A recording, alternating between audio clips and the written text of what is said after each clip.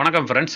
Night டின்னருக்கு நம்ம விதவிதமாக சாப்பிடுவோம். ஆனால் முக்கால்வாசி பேர் ஹெல்த்தை மெயின்டைன் பண்ணுறதுக்காக சப்பாத்தி தான் சாப்பிடுவாங்க. அப்படி சாப்பிட்றவங்க நிறைய பேர் பார்த்தீங்கன்னா விரும்பி சாப்பிட்றதில்ல. உடம்புக்கு சாப்பிட்டா நல்லது அப்படின்னு டாக்டர் சொல்லிட்டாரே அப்படின்னு நினச்சி தான் சாப்பிடுவோம். அதுக்கு என்ன காரணம் அப்படின்னா, சப்பாத்தி நம்ம வீட்டில் ரெடி பண்ணும்போது சாஃப்டாகவே வராது. ஒரு சிலருக்கு சப்பாத்தி ரெடி பண்ணும்போது நல்லா சாஃப்டாக இருக்கும். ஆனால் கொஞ்ச நேரம் கழித்து அது நல்லா ஆறின உடனே அட்டை மாதிரி ஆயிரும், சாப்பிடவே முடியாது.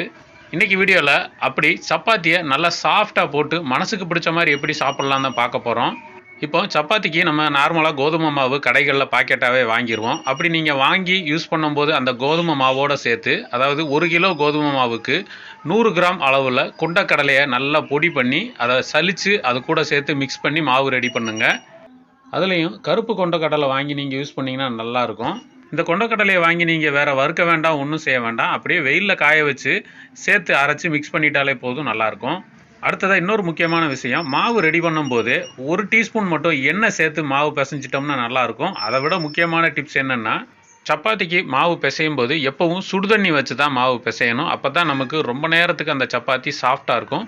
இந்த மாதிரி டிப்ஸ் எல்லாம் ஃபாலோ பண்ணி நீங்களும் உங்கள் வீட்டில் சந்தோஷமான சப்பாத்தி செஞ்சு சாப்பிடுங்க. நம்ம அடுத்த வீடியோவில் சந்திக்கலாம். நன்றி.